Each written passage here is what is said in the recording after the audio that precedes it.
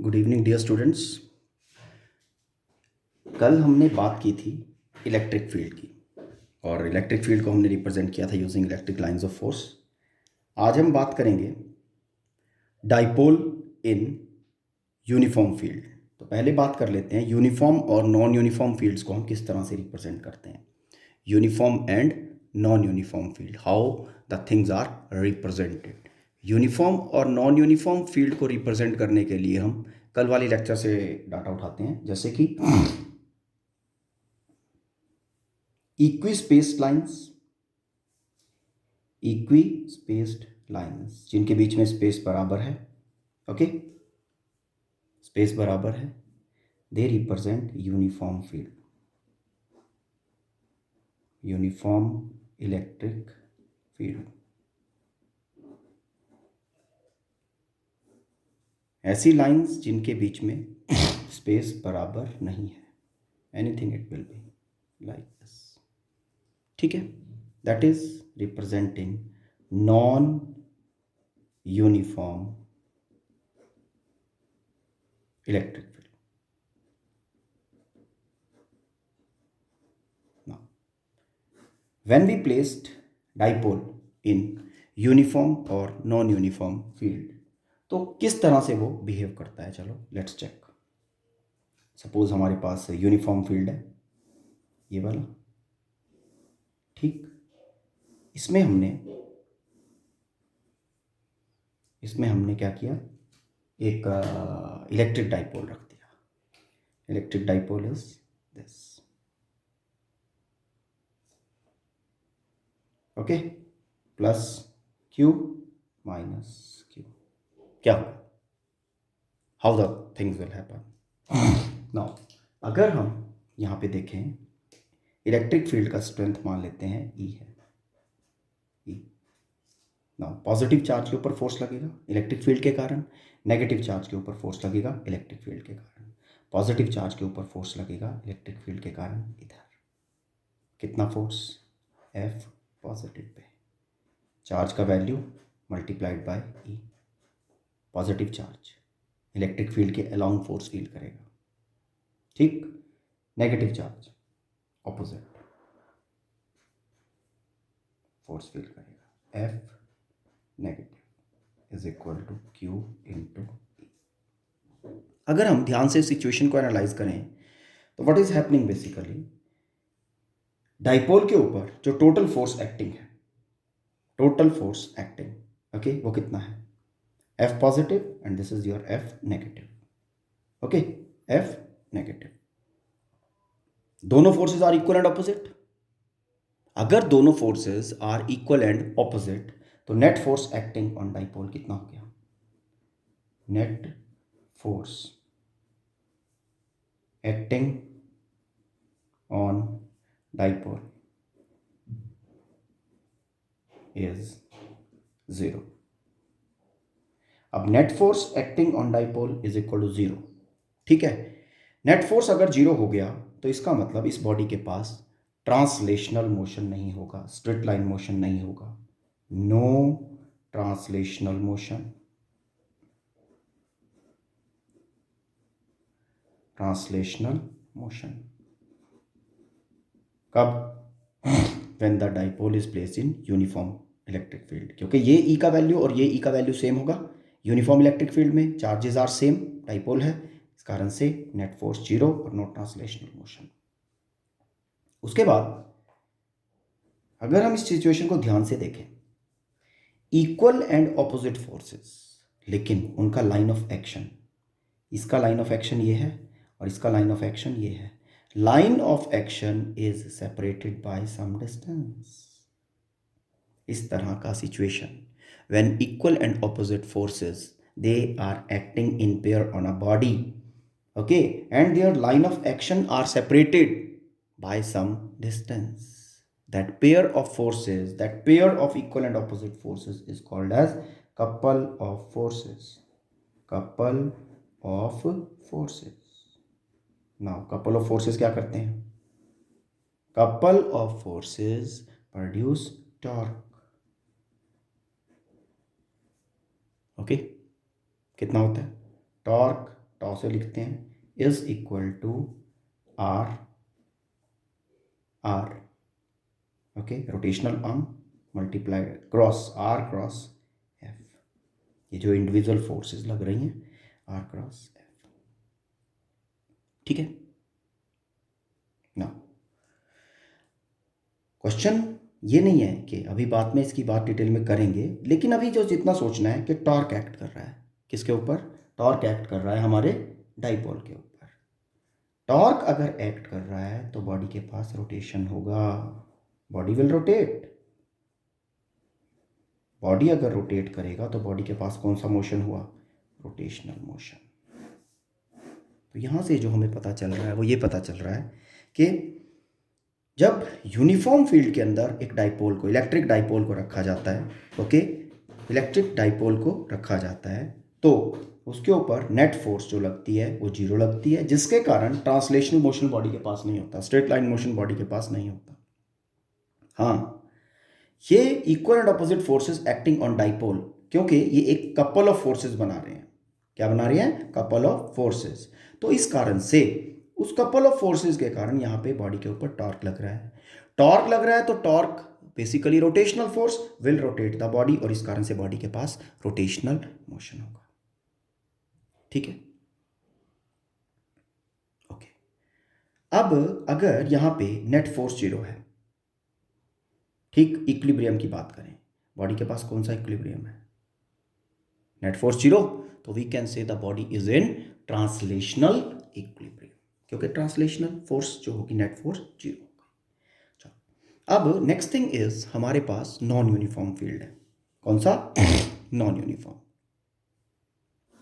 Non uniform field. Electric field intensity का value कहीं ज़्यादा है और कहीं कम है, ओके। नाउ इस फील्ड के अंदर हमारा ये डाइपोल है,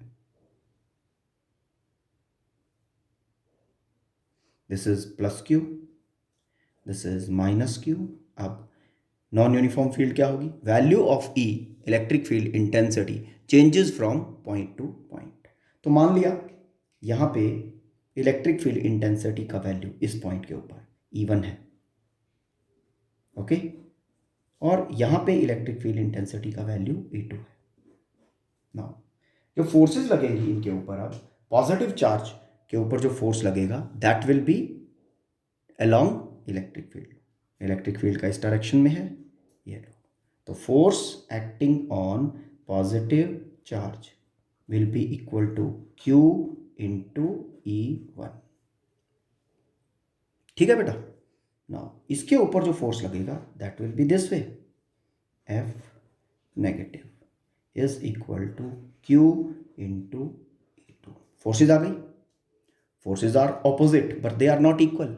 क्यों इक्वल नहीं है, क्योंकि E1 का वैल्यू और E2 का वैल्यू दोनों बराबर नहीं है। नॉन यूनिफॉर्म फील्ड है तो E1 E2 जो होंगे वो डिफरेंट होंगे, इस कारण से force negative force positive different होंगे। जब दोनों फोर्सेस ऑपोजिट तो हैं लेकिन इक्वल नहीं है तो दोनों एक दूसरे को कैंसिल नहीं करेंगी, जिसके कारण नेट फोर्स नहीं एक्ट करेगा बॉडी के ऊपर, ओके। तो यहां पे net force acting on body, acting on body has a finite value, has a finite value, okay. net force acting on the body has a finite value. तो जब net force acting on the body has a finite value, if the force will be acting, the body will be accelerating, मतलब it will be having translational motion, okay. Now as force is acting on the body, as force is acting on body, net force is acting on body, तो body will translate, the body will have translational motion,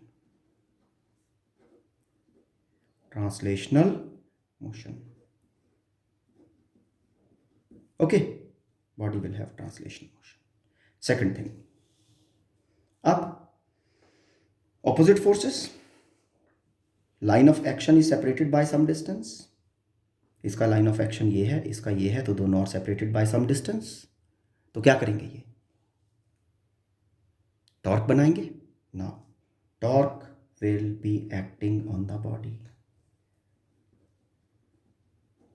torque will act on the body. Okay, torque will act on the body, ठीक है। Now torque is acting on the body, तो क्या होगा, if torque is acting the body will rotate, it means the body is having rotational motion, rotational motion, fine. Now यहां से हमें क्या clear हुआ कि अगर हमारे पास यूनिफॉर्म फील्ड है, यूनिफॉर्म इलेक्ट्रिक फील्ड है, तो बॉडी के पास ट्रांसलेशनल मोशन नहीं होगा, लेकिन बॉडी सिर्फ रोटेट करेगी, मतलब कुछ ऐसे, ऐसे ऐसे ऐसे ऐसे रोटेट करेगी, and it will not be moving, ठीक। अगर बॉडी के पास, बॉडी को हमने नॉन यूनिफॉर्म फील्ड में प्लेस कर दिया, जब हम बॉडी को नॉन यूनिफॉर्म फील्ड के अंदर प्लेस करेंगे तो बॉडी का मोशन कुछ ऐसा होगा, देखो ये तो रोटेशन वाला है, अपनी प्लेस पे रोटेट कर रहा है, उसके बाद रोटेशन भी होगा, प्रोग्रेस भी करेगा, मतलब the body will be going like this and will be progressing also, ये इस तरह से आगे आगे आगे आगे चलेगा, ठीक है। तो रोटेशन और ट्रांसलेशन दोनों मोशंस होंगी। इसको उल्टा कर दिया जाए, आपको कहा जाता है कि एक डाइपोल को फील्ड के अंदर रख दिया and it is having rotation as well as translational motion, fine. What is the nature of electric field, उल्टा करके पूछा जा सकता है, फाइन। तो then you should be able to reply this way कि the nature of the electric field should be non uniform, okay. अब next चलते हैं, ठीक। इलेक्ट्रिक डाइपोल को यूनिफॉर्म इलेक्ट्रिक फील्ड के अंदर रखते हैं, ओके।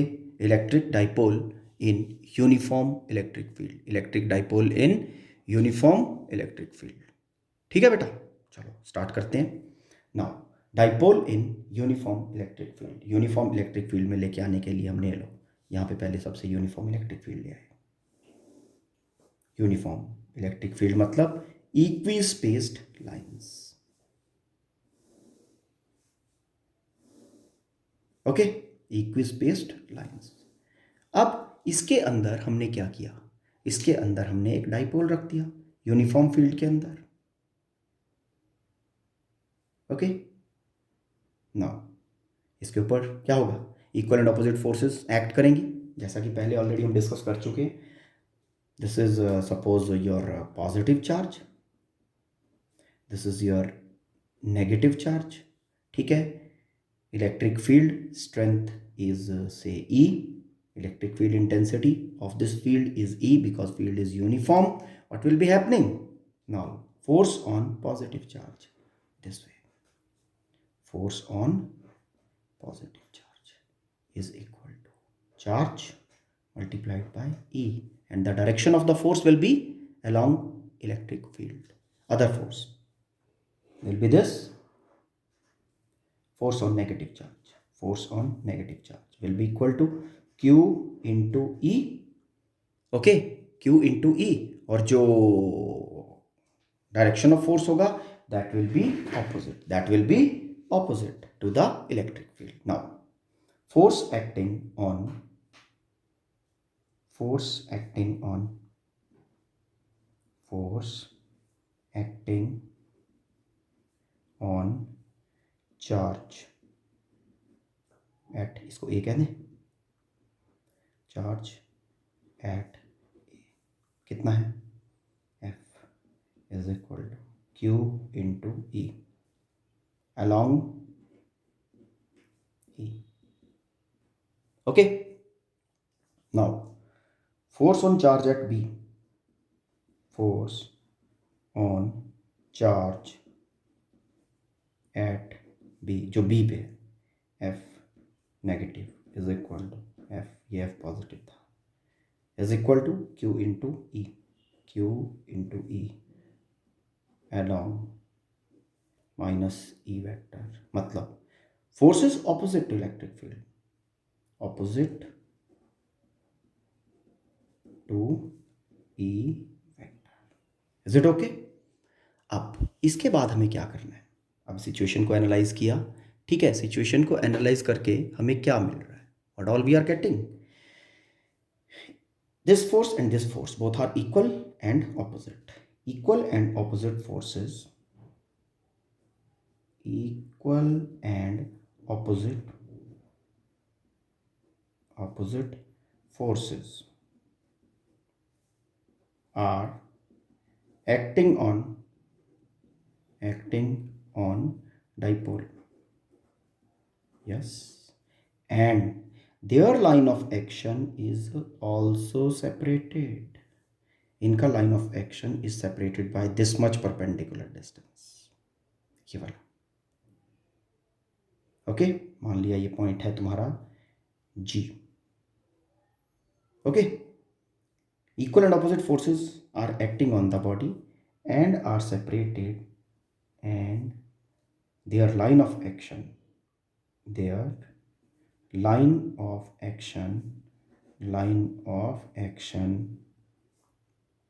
is separated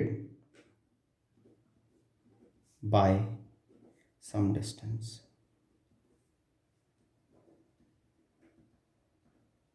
तो इस तरह के पेयर ऑफ फोर्सेस को हमने क्या कहा था? Couple of forces. ठीक है, कपल ऑफ फोर्सेस क्या करते हैं? टॉर्क प्रोड्यूस करते हैं। तो torque acting on dipole, torque acting on dipole. Torque acting on dipole कितना बनेगा?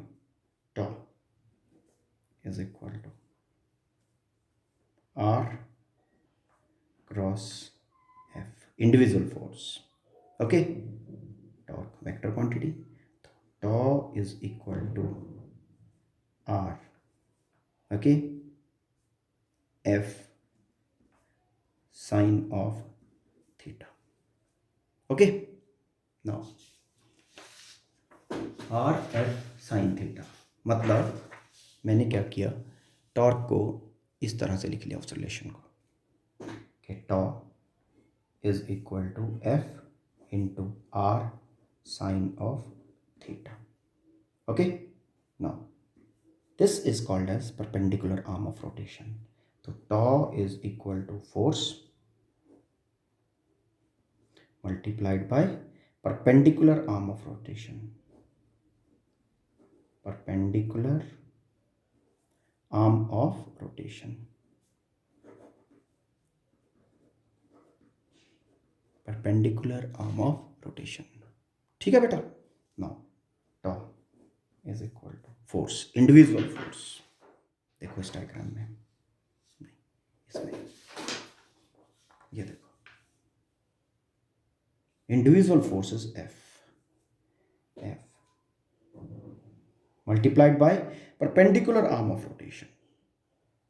This is the arm which is perpendicular arm, इस फोर्स के भी परपेंडिकुलर, इस फोर्स के भी परपेंडिकुलर। तो F इंटू ए जी। ठीक है, now let this dipole is making an angle theta with the electric field। okay, if this angle is theta and length of dipole AB, this is A, this is B, AB is equal to 2A, fine। then from this triangle right angle triangle ना, तो from this particular triangle ये angle है theta, this side I know and I have to calculate this perpendicular arm of rotation। तो इसके हिसाब से perpendicular hypotenuse को कौन लिंक करता है? Sine theta. Sine of theta from this triangle ABG, okay, this is equal to perpendicular is AG, that is perpendicular arm of rotation over length of dipole, that is hypotenuse, कितना? 2A। तो AG is equal to 2A sin of theta। like that जो आपका torque बन गया, torque is equal to F is Q into E, F is equal to Q into E into AG, that is 2A sin of theta. Okay, now इसको separate कर लेते हैं. Q into 2A charge into length of dipole, separation between the charges, and then is Q into 2A, then E, and then sine of theta. Theta is the angle between dipole moment, negative to positive, and electric field. Q into 2A, Q into 2A क्या बनता है? Q into length of dipole moment P, which is a vector quantity, now तो torque is equal to बन गया P E sin of theta. Okay, अगर इसको situation को ध्यान से एनालाइज करें, then P dipole moment, that is pointing negative to positive, this way is your P vector, dipole moment vector. This way is your electric field, so theta is angle between P and E vector. Okay, PE angle between the vectors and giving a resultant vector quantity. It means this torque can also be written as tau is equal to P cross E, cross product of dipole moment and electric field. Is it okay? ठीक है. Now different situations for this will be, one situation will be suppose we are talking of zero torque cases, मतलब no torque acting on the dipole. One is this case 1. This is our P vector and this is our E vector. Okay, angle between both is equal to theta is equal to 0 degree. Now when theta is equal to 0 degree, tau is equal to P E sine of 0 degree. No torque is acting, sine 0 is 0, so torque acting is equal to 0. Torque acting on the body is equal to 0, मतलब body is not having any rotation. Okay, मतलब the body is in rotational equilibrium. The second case is this, P this way and E ulta, opposite. Theta, this is your E vector. Theta is equal to 180 degree. Both are opposite.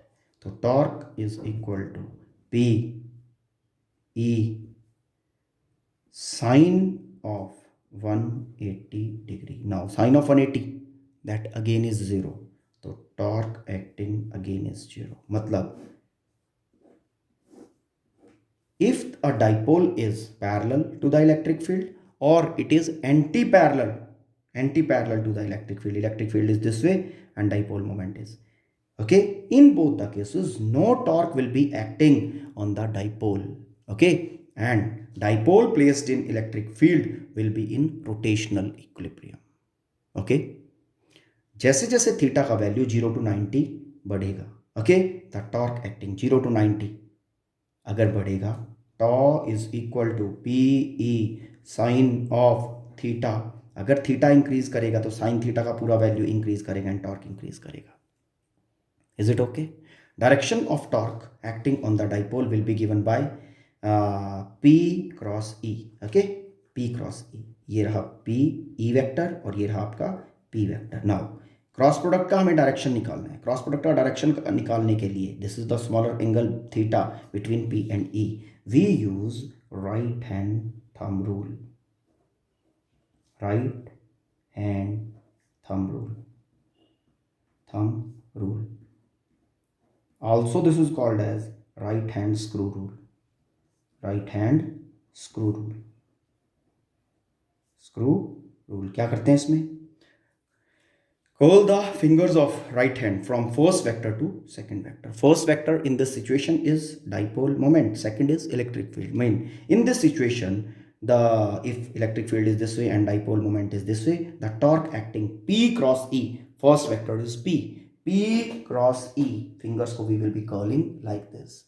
Okay, because fingers when are curled like this, हमारा thumb जो है वो perpendicularly inside the page, ठीक है, act कर रहा है. Therefore the torque acting on this system will be, this dipole system placed in electric field will be perpendicularly inside the page, perpendicularly inside page.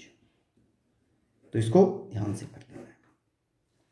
Okay, तो अभी जो हमने बात की, हमने स्टडी किया कि डाइपोल जब प्लेस किया जाता है एक्सटर्नल फील्ड के अंदर, उसके ऊपर टॉर्क लगता है. ओके, और हमने उस टॉर्क का वैल्यू फाइंड किया. तो torque acting on dipole placed in uniform electric field, ठीक है बेटा. अब जो हमारा अगला टास्क है, वो ये है कि जब ये डाइपोल के ऊपर टॉर्क लगेगा, ठीक है, इस तरह से है डाइपोल, ये इस तरह से, इसके ऊपर जब टॉर्क लगेगा तो ये रोटेट करेगा फील्ड में. जब ये फील्ड के अंदर रोटेट करेगा, torque acting is able to rotate the body. Okay, तो उस सिचुएशन में क्या होगा, work will be done in rotating the body. Okay, if work is done in rotating the body, it means some energy will be consumed. Okay, fine, mean system is having some energy changes.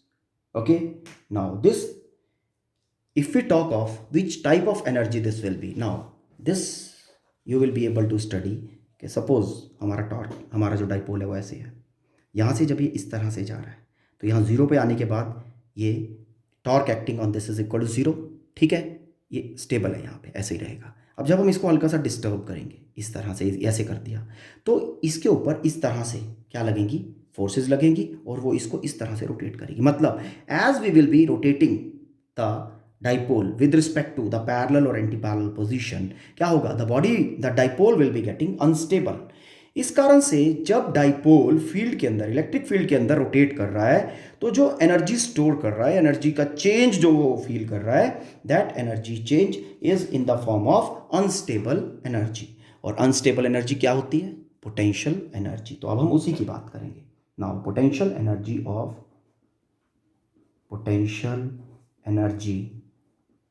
Of dipole, potential energy of dipole placed in